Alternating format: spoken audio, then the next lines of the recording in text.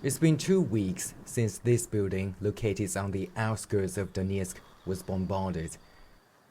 The memories are fresh for those who lived through it. Lida Baturova told me she used to live on the 9th floor, and she was lucky when she was not at home. You don't know from which side the shrapnel will fly at you, so of course it's very scary. It's quiet now. It seems like there is no war, but I can't believe it.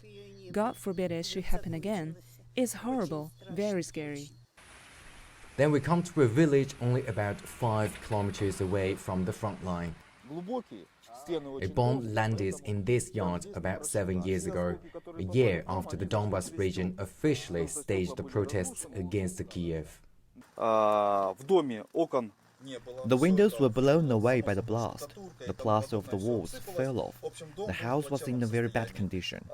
There was a garage here. It was hit directly, and it crumpled in. There was a summer house with strong construction, and it also collapsed. It happened in the late evening. My father was injured by some fragments. The family has moved multiple times in the past few years, and the children have stopped going to school. We can hear the shellings. The military actions resumed, but now we get hope. We believe it will end. All these years before the escalation, we live with the feeling, which is probably called helplessness. When we hear bomb shellings, we don't know when it will be over.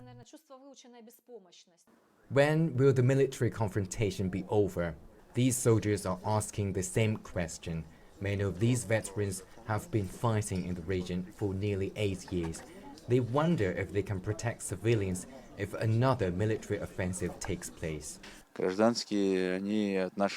Civilians will suffer from our enemy. That's why we try to block large cities instead of going into the cities so as to minimize the impact of our military operation on civilians' lives.